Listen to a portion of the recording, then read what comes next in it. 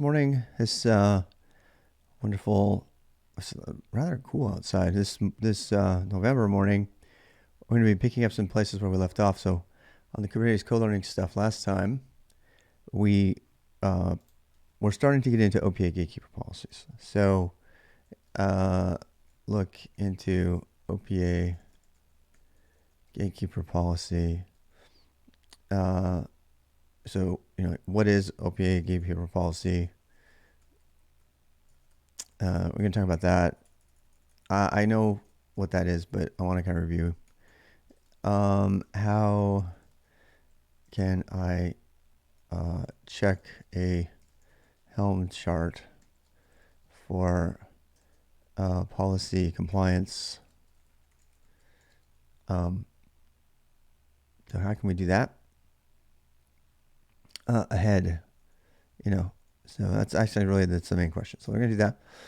This is the thing we're going to try to do, because the process for installation of a Helm chart is just run Helm to do the install. And we talked last time about how there's lots of different ways to do installs. You can just use Helm directly. We briefly talked about operator, the new operator framework. And I think there's the ASMR conversation we were having the other night. So I think the main takeaway from the last session was that the best way for a big conservative enterprise, such as an investment bank, for example, to manage installation of applications, whether they are system applications maintained by, the Kubernetes team like ours, or they're just overall applications for the whole company, is just to continue to use Helm. It's still the main way to do it for a number of reasons. So there's from by the way, we were using so let me put here. So still using Node feature discovery as example. So the Node feature discovery is an app that you can go read about. I'm trying to find it. I think I might have it. I think I might still have it up somewhere. Features and additions. Nope, I guess not anymore. So let me put a link here. I don't have a repo for this yet. So getting started with no feature discovery. So this is the main page. And I linked to this in the previous video. I'm not going to link to it again. I guess we could. I'll go ahead and put it down here later. Why Node feature discovery? Because Node feature discovery is an application that's maintained by the Kubernetes special interest group. So they know what's up. They don't mess around. They use the right stuff. And one of the things that's apparent from this is that you have to have let's see. I need to put brings back up. Okay. So they have multiple ways of doing the installation. So deployment and usage,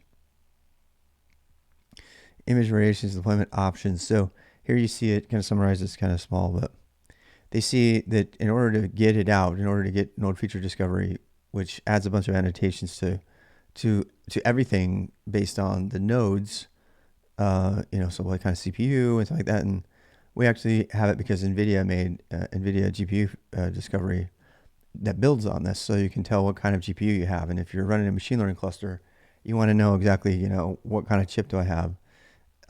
What kind of GPU do I have? So you can run jobs that only match up, bigger jobs that match up. And so that's like a really critical piece. How do you install it? So they suggest you either use the operator framework, which is something the project came out of Red Hat originally, as I understand it, on operatorhub.io. That's their preferred method. Or you do customize, which is just a bunch of YAML that gets applied, and the final one is Helm. So we burned like a good 3 or 4 hours discussing this. We actually had a portion from from a very large organization talking about it with us, about why they only use Helm, because it's kind of like itself is kind of like a gatekeeper to make sure that nobody does anything wrong. They can kind of control the process. So they don't allow, and then I can see why some companies would not allow this. They don't allow any direct kubectl apply against their cluster at all. So everything has to go through Helm chart, which means their company policy, we don't have this, but their company policy is you must create a Helm chart to apply anything. And that allows them to, to make sure that there's something to look at and to refer to and stuff like that. So, because otherwise there'd be quite a variety of ways of installing something. And the conversation came up, well, what if your application, such as Jupyter Hub, for example, decides that, their Jupyter Hub's official method of deployment is a Helm chart. But what if it wasn't? What if their official method was just the operator or just customized, right? And we had somebody else from a different organization say they've never used any of that and they'd never have any intent to. They're actually really vocal about it. And they said, we just use customize for everything. We don't care about all the rest of that stuff. We don't need it. And I asked the question, I was like, well, what about installing applications from other manufacturers that are, their official version is a Helm chart? No answer, because they don't have that. So it may be that that's your situation. But ultimately it came up that these two methods, installing the operator, as far as we know today, as far as I know today, installing the operator, you're in the process of learning Kubernetes. Can I implement an Nginx reverse proxy cluster over multiple services? Yeah, but that's kind of defeating the whole point of Kubernetes services and ingress and everything. Yeah, I don't know why you would do that. Yeah, yes, you absolutely can do that, but I don't know that you would do it. That's Kubernetes is there to do that kind of thing. So, yeah, high availability. Yeah, that's all built into Kubernetes. So I'm confused. You just want to do a reverse proxy server that points to something else. Yeah. Yeah. We'll talk about that maybe at some point later. I want to kind of focus on services tonight. Today, focus on policies. Sorry. So let's come back. So the main point that our friend in the chat made earlier, the other day, was that Helm is the only way you can go in and change the images and host the images locally. So if you're a big enterprise, you're not going to be pulling software off the internet and installing it on your cluster. And both of the first two methods here, both the operator method of deployment and the customized method of deployment, are pulling stuff right off the internet and putting it in. It doesn't have to be that way. You could, like in customized, technically, you could download the file and examine it and then do it. But they're not developed to do that. Whereas Helm, if they've done the Helm chart correctly, a lot of times people don't. We're complaining about that. But if they do Helm chart, the Helm chart actually is supposed to have inputs, so you can customize. It's like being able to provide a lot of arguments to your installation based on your enterprise to a degree. Some things are kind of omitted, and usually the things that are omitted are things that they can't guarantee, like resource constraints, like CPU, utilization, RAM, and all that. So Helm deployment is also, the main way to be able to say, oh, I'm going to change the image here, and I'm going to point to a copy of the image that's been vetted, in the case of our friend who reported on this, scanned. So all of they have an internal image host registry, and all of the images that go into it, I think it was called what do I want to say? Actionify, I think it was. Everything that goes into that image repository, private image repository for their company, is thoroughly scanned. They have a bunch of processes that go through it, make sure it's safe and everything. So for a big, investment bank concerned with security, they prefer Helm because, so whether you like it or not, and they bring it in and they put the images in, and then they scan those images, make sure there's nothing bad in them. And then they deploy the Helm chart and change up all the values in the Helm chart so they're pointing to all their internal stuff. And that probably means, too, that they're taking the Helm chart, which is a tarball, and they're putting that into their own source management after they've changed the values. So they have, locked down the Helm chart, and then they lock down, there are customizations to the overlays for the Helm chart, which is what Helm is for. And Helm's just a template engine at the end of the day. And then that's how they maintain everything separate from the wherever the source of the old thing is. In much the same way, and I drew the comparison last time to the Go vendor directory in Go development. So Go, if you know what Go development is, that comparison might not be lost on you. Everybody else would be, I don't get that. The bottom line is that you have a frozen copy of the Helm chart with your customizations that you maintain internally, that you have vetted. You shouldn't be using any Helm. You shouldn't install any Helm chart that you haven't vetted. And this is unlike RPM. People don't vet their packages on their APT when they do APT install or when they do RPM install, yum install, whatever. They don't vet those packages. They just kind of trust the resources for that. And for Helm, you can't really do that because there's any number of things that could be wrong with the Helm chart. And so you kind of have to keep your own copy of it on file in whatever way you want. And that part of the customization in your infrastructure is going to have to stay. How much wrapping you put up around all of that really depends on you and your taste for that. We have quite a bit of wrapping at work right now for that, and we're trying to actually break away from that because we don't want new people to be dependent on our tool. We want them to be dependent on the tools, Helm and Gatekeeper. So the another question is, what are the common Gatekeeper tools? So we're going to cover this. I happen to know of some, but we're going to go search for them all and see what we can find. I'm largely on a recon mission to find out a method of doing this. So here would be like, steps to install. So for a company like ours, it would be identify the Helm chart, and identify the Helm chart. That's kind of the hard part, is finding the right one. Create a Git repo or Git repo, an internal Git repo. And ours, we use GitHub, but you could use anything. Create an internal Git repo.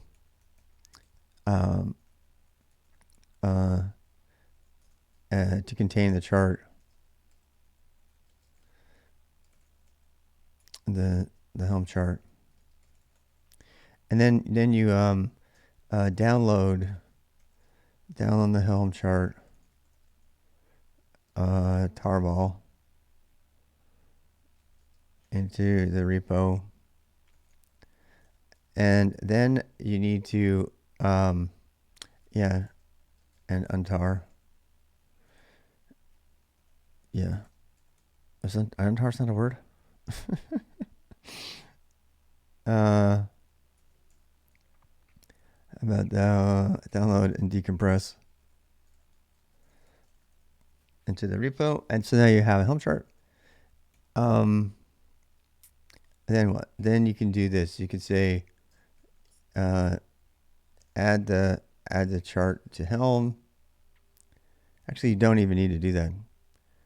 You don't need to do that. You can just, so actually these steps that are coming up are the ones that I want to focus on. So we need to be able to check the Helm chart. Yeah, let's actually use no feature discovery for this because it's one that already works. It's pretty standard. And I kind of want to go through it. So I just want to see what we're going with the Minikube here. Minikube, stop. Wait, I think we already have a Minikube profile list. Yeah, let's make a new one. So Minikube start -p NFT. All right, so we're gonna use NFT and we're gonna use it as our standard for installation. And this is a good process for me. I know this is super boring, but you're not watching this because it's exciting. You're watching this because we need to go through this. Now, unfortunately, this is going to be kind of a boring Helm chart because it's NFT on a single node cluster. There's not going to be anything to discover really right? But let's go through the process anyway. So identify the Helm chart. So let's actually do this. We already found the Helm chart, so, and then we need to make a Git repo for it. So let's do that. cd into github.com, xrob, and I think we're going to make a lab. Let's do that. Let's do let's do it. Make directory. Wait, do we have a lab already? We have no feature discovery, but yeah, I already did a full lab on node feature discovery, so I don't know about this one. This contains all the stuff I did. Actually, I already did this. This is good. We can just use this one. Add the chart, download the chart tarball, dump the default values in the YAML file, do a dry run install, and save to. Okay. Actually, let's do this. Let's modify this existing one. That's really good. Let's do that. I'm going to take this off of here. Identify the Helm chart, create an internal Git repo. So let's put a related HTTPS github.com, because I already did this one. I actually did a full Colearning session to get NFD running in the system and to check it out. And so that's already there. And then we can, but it's a really good one to do because it's nice and clean. Node feature discovery. All right, so decompress the Helm chart into the chart tree. Okay, so we did all of this stuff, but see the difference between this method and the method of installation I did last time was that I didn't do any policy checks. All right, so we're going to be adding policy checks today. All right, so download the default values file. This is always tough. Yeah. Because, okay, so we have the chart tarball. I'm not going to go through how to get the tarball and how to get the Helm chart. We've done that before. I want to spend more time on the policy stuff today.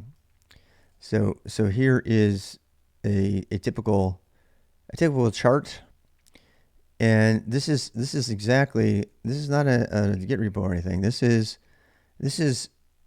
a Helm chart, and so it came from GitHub, and if you want the information about the chart, it's here. So we're using version 0.8.2, and this is all information about the chart itself. All right, so now it's kind of locked down, right? And as any chart comes with a default values file usually, so you can look through that file. The traditional thing, I mean, I think when they teach you to do Helm, they teach you to do to like download the values file. But I personally think you should just download the whole chart and take the values file out of the chart, because here it is, right? And the truth of the matter is you do not really need to get the whole file. You don't need it. You don't need all this. By the way, this is our customization of it, right? So the fact of the matter is I didn't need all of this extra stuff here, right? I didn't need it. I didn't need all the extra stuff. The only thing I really needed was to change the values, like to change the image repos. So we would say some things here. Now, the problem with this is I don't know how we're going to simulate our own private repo. I could probably install Harbor, to tell you the truth. Let's try that. Let's try to install Harbor, actually. There's like a free file. Let me try this. I think we might be able to get Harbor installed, but I don't know how much work it's going to be. Download and compress the Helm chart of the repo. Create an initial empty values.yaml file. Now, I happen to think that I did it wrong last time, and slightly, not wrong, but I don't think it's a good idea to have the entire values file, because you don't need it. You have the chart. So you can look at the chart if you want to see what the value was, right? And you can look at the chart to see what the values are. Here you go. See? So then the only thing that you need to put in your actual values file is what is going to override the stuff that you just got. So, and I don't have that. So here we have security context. I don't believe any of that was changed from the default, but that's why you have this. There, on occasion, you actually have to modify the chart.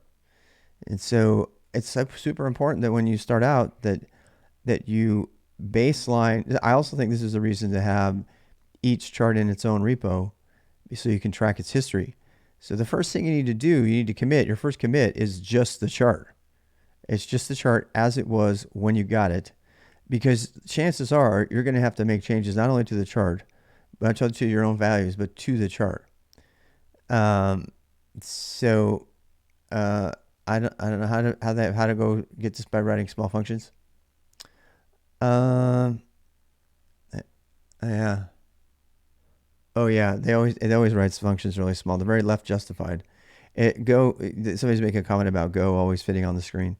Go, it's a standard thing to not exceed like 80 characters in Go.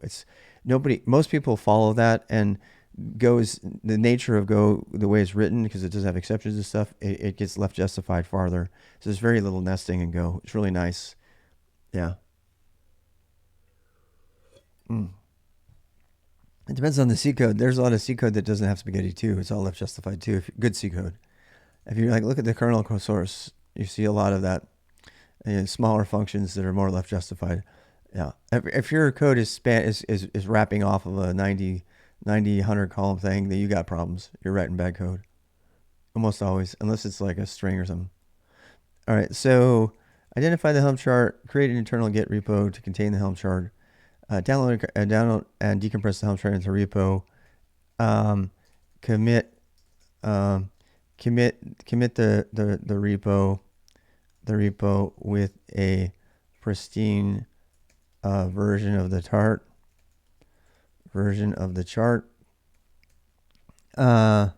since might change. I don't need to say that. You know why it is. And then create an empty values file at same level. So yeah. So we're going to come out here. So we got a values file. And so what I'm trying to say is that this values file, if we diff this values file, all we really need is the difference between that and the one that comes with it, right? That's it.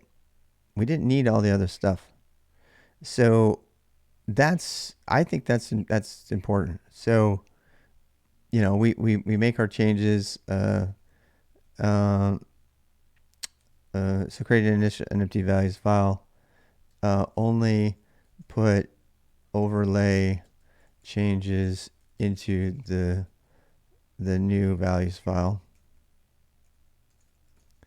I don't really need to do that.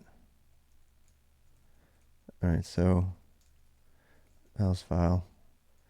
I can turn my keys on, I guess, if you want to see. So put only changes into the new values file.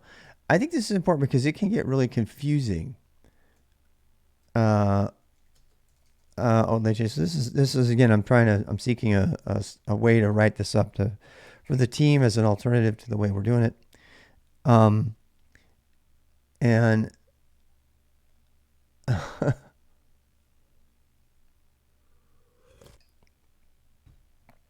oh God. Are you making fun of me walking on the wrong side of the street? My stream's making fun of me.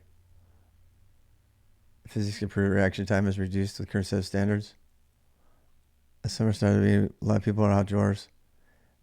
We actually had a huge debate about this, about which side of the street to walk on. Regularly scheduled programming shall return. Just give me a second. I have to read this right now. You're walking on the wrong side of the street. Defining moment. Participation, no, you not hurt anyone. Idea Academy. I passed the hill area near my home. And I think at the top of the hill where at each point the visibility drops near the top when a person walking I had noticed because of the hill separated slowly, abruptly slowed down in time to avoid a person. I was upset unless it's like the person had jumped out of nowhere and almost a split second leaving me hardly action. Oh, because they were on the right side? Ah. Yeah. I see what's going on. In downtown, it's a totally different thing. If you're in town, you stay on the sidewalk. Duh. If you've ever lived in New York, you know that's true. So that's enough of that. Yeah, it depends. I think the answer is still it depends. It depends on where you are. It depends on the people. If you don't have sidewalks, it depends on your likelihood of running into other people, the other cars, blah blah blah. Visibility, whether you're wearing headphones, a number of things. There's like a lot of reasons to consider. Stay off the sidewalk.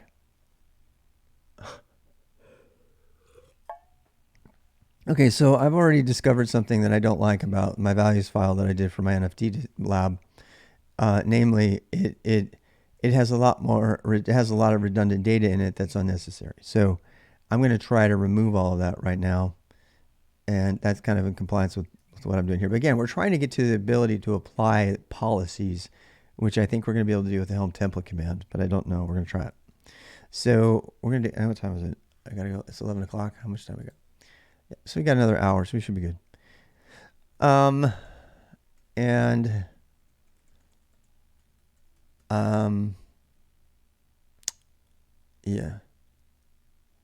I can tell you right now, I'm only going to do one Kubernetes Colearning session. I'm not going to do the second one.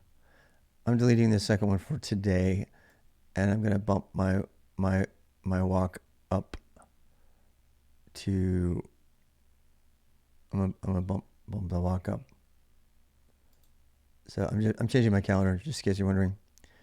I'm gonna bump the walk up to like 12-ish, to about 12:30. God damn it. Today at 12:30. So my schedule is the source of all things. I'm sorry for the delay. If you're watching on YouTube, I apologize, but it's kind of rough. Because you just remind me of the walk, and with that talk, I want to do it.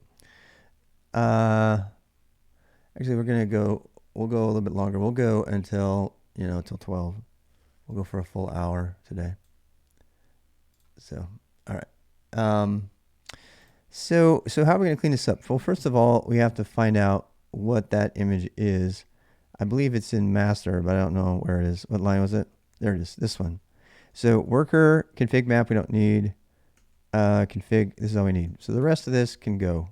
And I mean it. It can go. We don't need any of it. I think the biggest confusion I had with the Helm chart is how different it is from a Kubernetes resource file. It is not a Kubernetes resource file.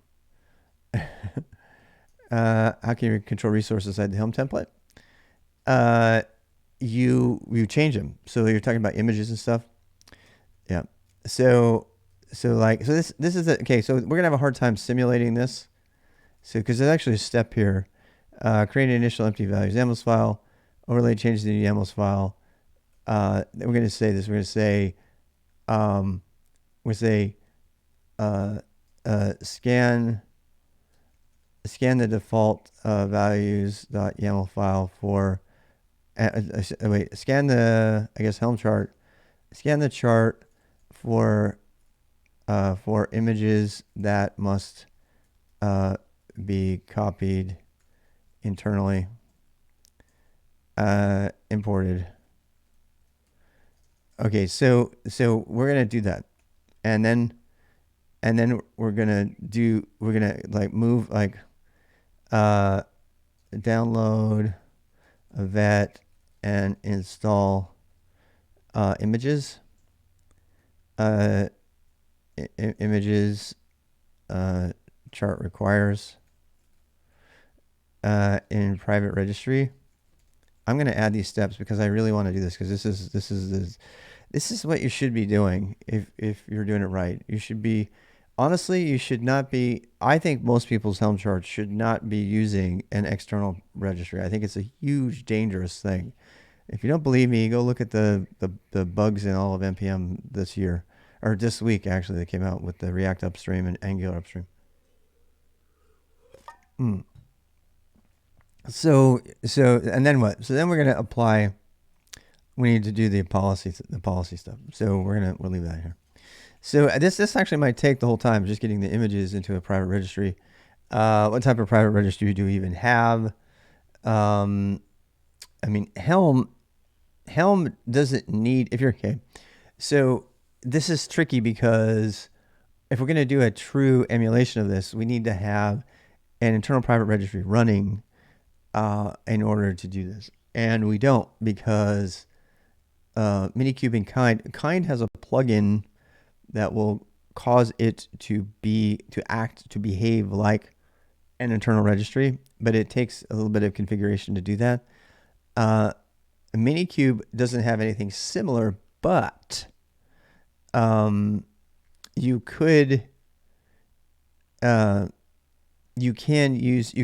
the images to your local Docker inside of Minikube and then use that as your private registry. Or, I mean, you can go to the hassle of installing something like Harbor into. I mean, but then what? How are you going to simulate, a private registry internally? And you can actually run Harbor or something like that, Portis or whatever, or on your internal system to get used to it. So I actually need Harbor. So I might dovetail, I might rabbit hole down into getting Harbor on here. And what is Harbor? So let's go look at that. I need to understand this anyway, because we're going to be installing Harbor in our company pretty soon. So not knowing how to use Harbor is a bad thing. So why am I searching on this? I don't need the graphics stuff anymore. All right, so install Harbor Kubernetes registry. So we're gonna do this now. I have a feeling that what I'm going to do is I'm going to install Harbor using Kind into my local running Docker, and so that it's just there, and that will simulate another effort that already happened to do that, right? Wow, I just heard like a reverb. That was really weird, like an echo or something. So how are we going to do that? Is there... Wait.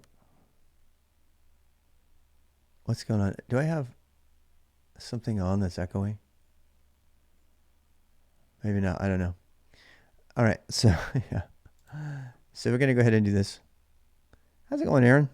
So how to install and use VM Harbor private registry. So we're going to just try this schema from VMware. It's pretty old stuff. Harbor was handed over to the Cloud Native Foundation, and it's now been open sourced. Harbor includes a couple of other open source projects like Red Hat Claire, blah, blah, blah, Notary. We're not going to do that. And it's 2018. In this lab, we will configure Kubernetes to access a Harbor registry and deploy private container images on a Kubernetes cluster. Requirements. You need a Kubernetes cluster using Docker. On Ubuntu, we have that. Again, I'm glad I'm running this on Ubuntu.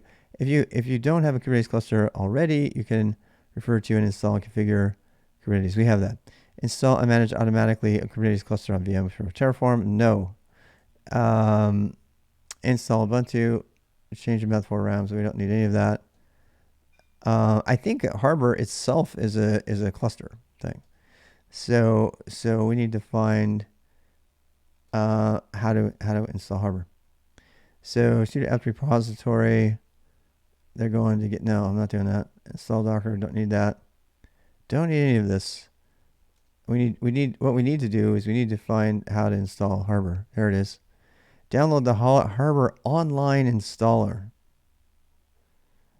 Oh, this makes me wonder if Harbor itself has a Helm chart. You know what I mean? I have a feeling it doesn't. It doesn't look like it does. Look, this is saying just go grab the tarball and go for it. What I want to know is, does Harbor run inside of Kubernetes? And I don't know the answer to that. So configuring the Docker daemon of the... I mean, Knowing how to run Harbor is so fucking important because it's like where all of your major images are getting stored. And if I remember right, Harbor has a way to store the Docker file with it. So we're going to do this. So we shifted gears on everybody, but I kind of need this. Configuring the Docker daemon of the Kubernetes node worker. Following steps are repeated for each Kubernetes node worker nodes. No, I'm not doing this. With Notary. No, this is, no. Configure. Create Docker secrets. Docker registry Harbor. This, deploying a private container image. SCP. Go to the directory. Search. Create a private image. Yep. Create a new project. Docker push to private. Yep, we know about that. So I'm concerned here. What is this? What is this thing here? Deploy a private image on the Kubernetes cluster. Create a manifest. Yeah. Yep. I mean, yeah, Harbor has a way to store secrets too or something. So we're gonna do what is Harbor? We should probably open this. So you guys can see what Harbor is. So I kind of jumped right in there. Let me just take that one. You can see my orders. All right. So how do I install Harbor? Let's go to the landscape. I'll show you what Harbor is. So this is the CNCF. I'm sorry for the white blindingness. That's just easier to read. Harbor is a graduated project for a private registry container for images and containers, a container registry. And I'm trying to find it. Cloud native storage, no. Container runtime, no. Container registry, there we go. So Harbor is the only graduated project that offers a registry. The other thing we were going to talk about is this. I know these are small. I'm sorry. This is the CNCF graduated OpenPA. This is the policy stuff that checks your containers out and your configurations and stuff, and it can be used to check for policies in your Helm chart. So we're going to come back to this as well, but this is the one. Quay is another big one. Quay is really big. This is a Red Hat product originally. Portis is actually a SUSE project that is really old and needs to go away. So we're not using it anymore. And Harbor is the new hotness. It's the main thing that everybody recommends. And so getting familiar with this is a part of the understanding the overall landscape. But I want you to see what it is. So what is it? Harbor basically, if you've done anything with Docker Hub, Harbor is your own Docker Hub. Really, that's all it is. So yeah. So that's what we're gonna make, and we have to get that installed. I need more coffee. I'm gonna try to go this full hour without coffee. Then I'll take a break after that. Harbor, yes. First commit 6 years ago. Project Harbor, Cloud Foundation. GitHub Go Harbor, here we go. Then they have a Stack Overflow, etc. They even have a mailing list. I've got to start joining more mailing lists, actually. That'd be a great way to keep up what's going on, what's happening, Harbor plus Kubernetes self-hosted container registry. I think that it's, I think using any of the like pseudo methods of having a private internal registry is a disservice to me because it'll just be learning that's wasted. It would be better for me to go through the effort to install Harbor locally and to get used to maintaining it. And of course, eventually, I mean, looks over at mess in corner. Eventually, my hardware cluster is going to be over there, and it's going to have a full continuous running version of Harbor on it all the time. So having Harbor is important. And I mean, look at the languages here, by the way. 58% Go. But I have to point that out because people ask me what language to learn. I'm like, go through this project and see all the languages. Almost every one is mostly Go. Okay, so here's the website officially. So here's the official Harbor site. We're actually on it over here too, I think. No. Yeah. No, I'm not reading that. Let's read this. Let's go through the official docs. When in doubt, read the docs. Actually, no, read the docs anyway. Then what? We're going to go intro to Harbor. Actually, let's do this. Why not? How long is it? 56 minutes. Fuck that. Whoops. I'll come back. Oh, Nana. I love this. This is a really great thing. You should watch it. Super old. It's super dated, but it's really, really great. Gives you a good sense of everything. Nana does a great job. I'm a huge Nana fan. And I want to say that because I rip on people all the time too. So I want people to see that I'm not just a critic. You know, I actually, when I find good content, I like to say so. And I love her style and everything. She's got a phenomenally awesome style. The problem is her content's so out of date because it's Kubernetes. To all the pros out there who has experience with polemy, I don't know anything about that one yet, but good luck, Maluba. So anyway, what is Harbor? Harbor is an open source registry that secures artifacts and policies and role-based access control. This is something that really interests me because it also has, you see this? Artifacts with policies. So it's possible that Harbor could cover the problem we're having with validation of OPA Gatekeeper policies on our images and on our Kubernetes. It's possible. I don't know. And that's one of the reasons I want to install it and use this official thing, because it actually might end up solving a problem that we already have. And role-based access control ensures images are scanned and free from vulnerabilities. All right, this Portis does not do that. And signs images as trusted. Oh, this is so cool. Harbor, a CNCF graduate product, delivers compliance, performance, and interoperability. This is like mandatory learning as far as I'm concerned. If you're going to do any cloud native or infrastructure engineering, knowing Harbor is like really fucking important. Like almost as important as learning Kubernetes itself, because this is the keys to the kingdom. This is where all of your images and apparently policies are going to live. You know, the reason database administrators used to make so much money than everybody else is because why? Because they're responsible for maintaining the corporate gems and keeping everything safe. Well, where does all that stuff go now? It goes into Harbor. It goes into your private registry.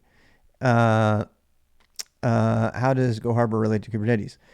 Okay, Kubernetes is a container orchestration engine, right? So it helps you run containers in different ways, in different places. And Harbor is where you put the images. An image is a container that's not running. Technically speaking, a container is an image that is in the process of being run. And an image can be thought of as kind of like a program and a container can be thought of as a running process. So, but there's a lot more to that. It's macro, right? It's like an encapsulation of lots of running processes together. So that's what makes it. That's why it's a container. So Harbor is the place where you store your images. Yeah. GitLab does have it. I used to be a huge GitLab fan for all of the same stuff. GitLab has an embedded Docker. It's not a Docker registry. It's a container registry. That's super important. So you want to stop using the word Docker. I'm just going to warn you about that because Docker's not in the mix anymore. It's container. It's been standardized. It's actually kind of diverting from what Docker has now, because Docker is doing dumb things. Sorry, I'm just stating the facts here. And so yeah, GitLab has a container registry. So does GitHub. GitHub also has one, but they are not private. You can run GitHub internally, but it's not meant to integrate with Kubernetes. I use Podman, by the way. Yeah, and so yeah, so this is basically your own internal GitHub your own internal image container registry that is Kubernetes aware and Kubernetes centric. I think it's probably fair to say, I don't know, but I think it's fair to say that GitHub and GitLab are not Kubernetes aware. They are container aware, and you can put your container there and call it a day. But they don't have these other things that are related to Kubernetes, which is why Harbor is the only graduated registry project to put your containers in. I mean, there's probably a real reason for that. I don't see why GitLab isn't listed here. It doesn't even list GitLab as I mean, you can run GitLab internally or GitHub internally and do that. But there's actually, yeah, I mean, some organizations that need air gaps can't even use like GitHub Enterprise because it's not on site. I think you can do it to be on site, but I don't know that. Let the major cloud providers have their own private registries. Yeah, they all do. I think they do. I think most of them do have their own private registries. But again, how far does the registry? There's a lot of things you want to put in the registry besides just container images. There's policies. There's some of them have combined things like what Vault doesn't have actually keys and stuff in there. And Harbor actually allows you to do policy vetting. It sounds like because it's Kubernetes aware. So there's lots of ways of storing container images. So the real question is, which one do you want to pick? And this is the one that I want to use. To get the equivalent with GitHub or GitLab or something like that in my little simulated, internal environment here, I would have to do a GitLab install, which I've done before. It's a pain in the ass. I'm just going to tell you, there's lots of things I love about GitLab, but installing and maintaining GitLab locally is a pain in the ass. You have to do PostScript and a bunch of other stuff. It's really horrible. I hate it. You can't run GitHub locally because you just can't. I'd have to buy it. It's not even available to do that. So the reason that I'm, favoring the, most popular container registry with the entire cloud native, foundation is because this one is independent. It's supported by the foundation. It's very popular for internal deployments, and it also has. It doesn't have source code management. No, I'm getting confused, and it's Kubernetes aware. And then the question is, well, where are you going to store your source code? Well, that's a different question, right? I can run my own internal Git repos. I do that actually. I use Git. You guys know about Git? Git that's going to be my internal GitHub alternative. My internal GitHub alternative is going to be Git, and it's awesome. I can't wait to draw the architectural diagram of what I'm building internally, because I am going to make some decisions that are different from what I'm doing at work because they obviously have GitHub Enterprise or something like it. You probably have GitLab or whatever. So yeah. So this is Harbor. Getting started, Harbor installation configuration. This is kind of a chicken and the egg situation because, I mean, normally you would, I don't, what I'm going to be, okay, so one of the questions I'm trying to answer right now is, can you install, Juju is nice from OpenStack? Yeah, I'm not an OpenStack fan, but yeah. So what I'm trying to figure out here, because this is a piece of, it's a dependency that Kubernetes has. I think that the best architecture is not to install it into Kubernetes, if you can even do that. This is one of the pieces of infrastructure that you have to install outside of Kubernetes that Kubernetes depends on. Actually, any container batch orchestration would depend on it. So I think it's probably not going to be something you can have a Helm chart and deploy into Kubernetes, although it's important I mention that more and more stuff is being deployed inside Kubernetes, including infrastructure things that were not normally considered Kubernetes-able, that you would put it in there. So you're seeing stuff come into the cluster that wasn't there before in the infrastructure. But the reason that the company that I work for hired infrastructure engineers and not DevOps and Kubernetes cloud native people is for this reason, because you have to know how to set up this kind of stuff that's external to Kubernetes, rather than just set up your Kubernetes jobs and keep them running on time and keep it, upgrades, stuff like that. That administration, the Kubernetes administration, is a part of infrastructure engineering, but the role you need to hire for is an infrastructure engineer, and that includes, to some degree, crossover into at least understanding hardware and stuff like that. You might not have hands-on with the hardware, but you need to understand it, because especially if you're doing HPA, HPC kind of HA machine learning, because you got you got to understand GPU power and stuff like that, and you got to understand how to make Kubernetes work with different GPUs and stuff. So I'm just rambling, but I'm this is kind of a verbal thought process here. So the install process. So I'm actually hoping that this install process does not. Yeah, there we go. See, I told you. So there, it looks like there's two different versions of it. Oh my God. We're going to have to install all this stuff. Shit. This is why Kubernetes was made. Because there's so many services and stuff that have to be installed. That God, this is going to take all day to do this. And by the way, learn Swagger too.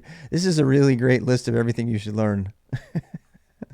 So, oh God. I was afraid of this. So one of the things that Kubernetes does nicely is it packages up multiple components and services together, and you install it all at one time, right? Kind of like you would with an app package or an RPM package or something. So yeah, post-install configuration. For information how to manage your deployed Hover instance, see blah. The table below lists some of the key components that are deployed when you deploy Harbor. Oh, it deploys these items for you in the Helm chart. Nice. Why I see Docker mentioned in the CNCF project. But Docker's still there. Don't get me wrong. Docker is just, you have to understand what I mean by that. Docker is no longer a Kubernetes dependency. That's what I'm trying to say. So, yeah. It's better to refer anytime you're going to say Docker, you probably should say container these days, because Docker has come to mean a specific container engine that is not particularly safe. And that's why I use Podman, by the way, somebody said. Podman is like an alternative, Creo. There's a bunch of container engines. So I'll just divert a little bit to explain this. There's a bunch, here they are. Here are the container runtime engines. All right. And it's kind of interesting because Docker is not even here. It's not even listed. It's not listed. Docker is a container engine. Is the main one Kubernetes was built on, but it's actually no longer listed here. Actually, I think containerd is Docker. Nope, that's not. Containerd is its own thing. Yeah, that's weird that they wouldn't even have Docker listed here anymore. Yeah. Docker's a prerequisite for Harbor, yeah, for sure. But they don't, oh no, actually, I don't even know if it's a prerequisite. I misread this. This is actually stuff that's installed. So I just answered my own question. What we're reading about is that this stuff is deployed when you install a Helm chart. So step 1, install Kubernetes, make sure you have it running. Step 2, install Harbor. And I pray to God they have a Helm chart for this, but I doubt they do. So make sure that your target host meets the Harbor prereqs. CPU, memory disk, yes, we have that because we're using Docker. Software, Docker Compose. Why do we have, they use Docker Compose? Oh God. Download the Harbor installer. So they have their own installer. This is where it gets really annoying. If you're running an enterprise or the infrastructure for the part of the enterprise, you want consistency in how your software gets installed into your enterprise as much as you can anyway. And here we have something that thumbs its nose at Helm. It's like, fuck that. We're not doing Helm. So I really like to ask Portia, she's not here today, how they do it, because you could not install Harbor in their enterprise without Helm. And maybe it's because it's infrastructure, so it bypasses those business policy things. Configuration to access Harbor, configure Harbor YAML file, configure internal TLS. This can be a thing. Let's see how fast we can get done with it. So you download the Harbor installers from the official release page. The online installer downloads the Harbor images from Docker Hub. No, that would never pass an air gap system.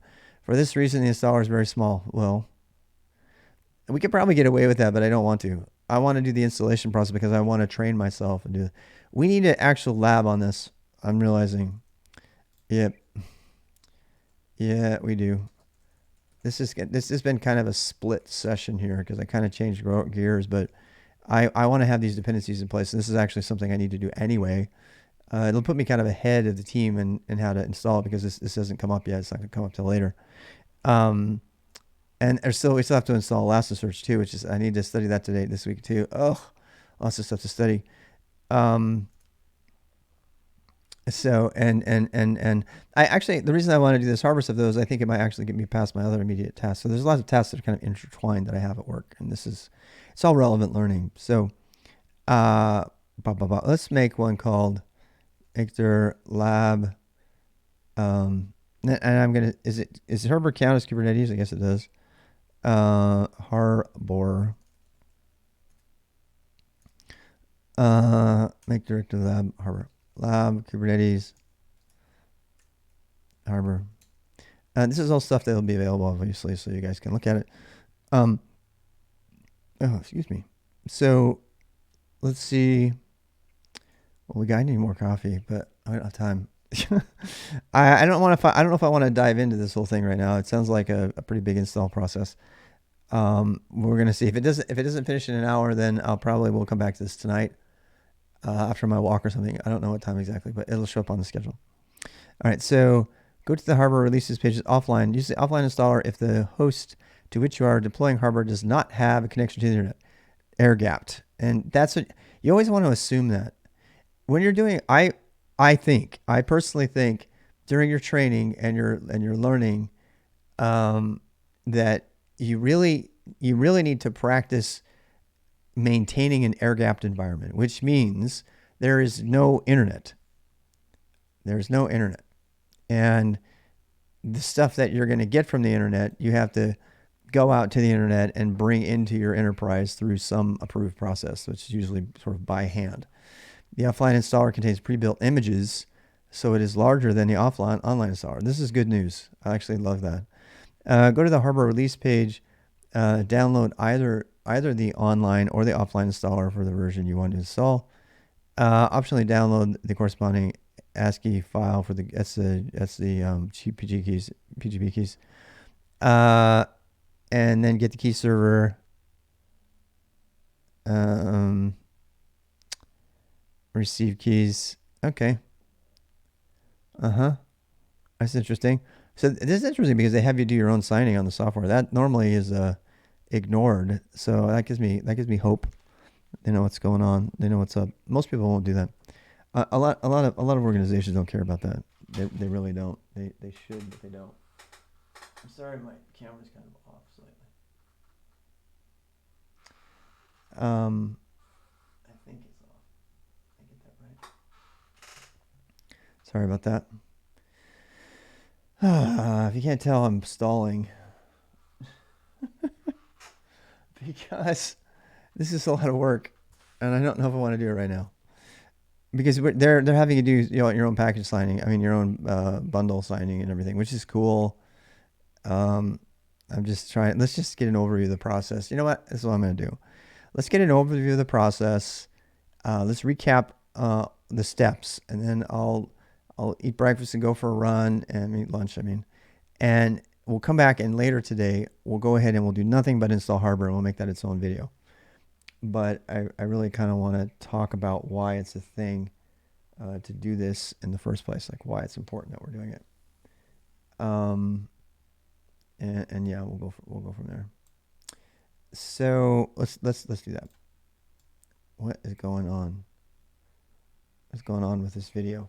This video is weird. I just noticed how weird looking the video is. Oh well. So okay, we're gonna do the GPU install. We get the binary. I know this stuff. I've done this stuff a ton. It's just a bunch of stuff you just have to type out. Use tar xcvf. This is just going to compresses it. So again, if you don't know Bash or Linux, obviously you need to know that stuff. You notice this even says that it's the Bash command line. It's not Z shell. No, it's Bash.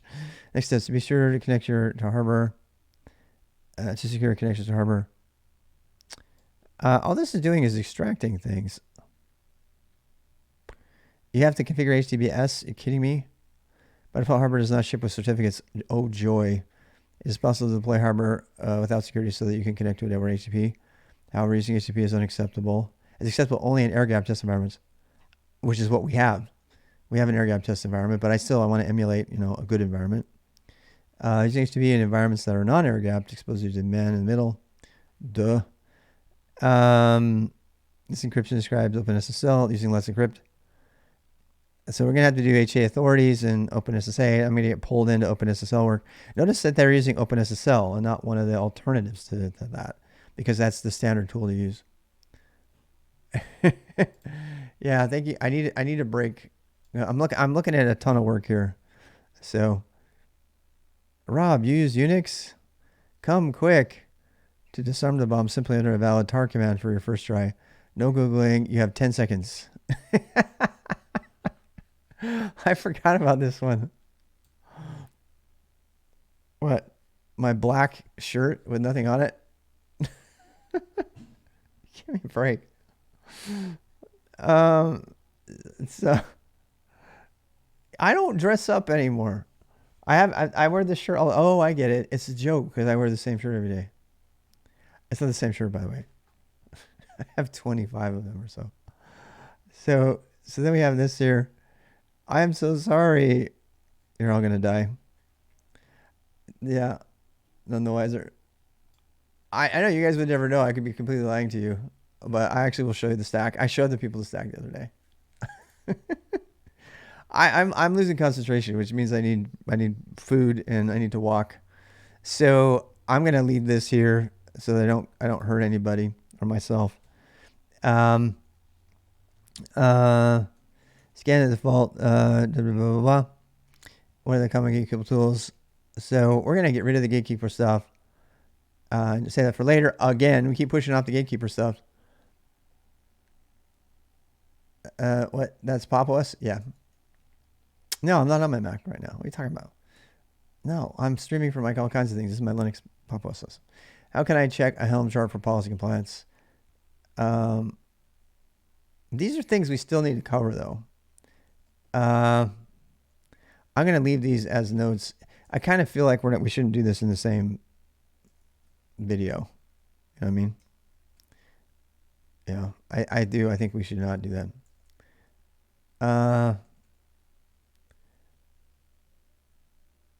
Yeah, let's do this. All right, this is good. This is good. Well, we can't. So I'm gonna put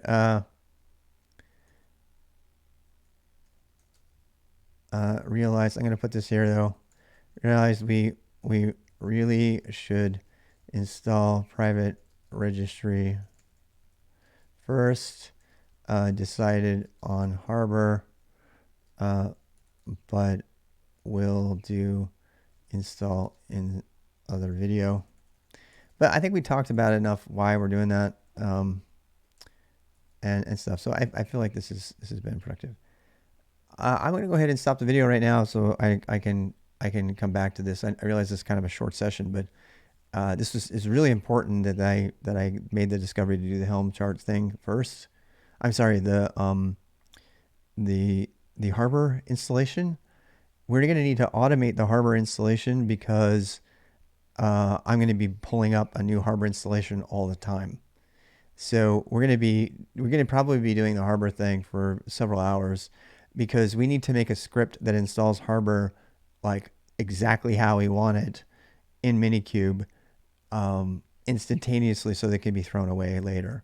Because I would rather have Harbor running in Minikube that's completely reinitialized every time than to have Harbor running in my network cloud, which I don't have yet, my local network, and to do it that way. So if you want something to do while you're waiting, go and you're kind of following along, go read everything about Harbor and get yourself a GitHub repo ready for this lab, because by the end of the Harbor lab, we're going to have Harbor installed and it'll be scripted. So all the cert generation and everything will be happening automatically. And we're going to be doing a lot of bash scripting. So So next time you see me, that's what we'll be doing. I'm actually kind of excited about that because I don't get to script and bash nearly as much as I like these days. I mean, every day Go, I don't hardly ever code in. So it'll be fun. It'll be fun to do that. All right, I'm going to leave the video there for now, and then we'll talk to you later. Bye.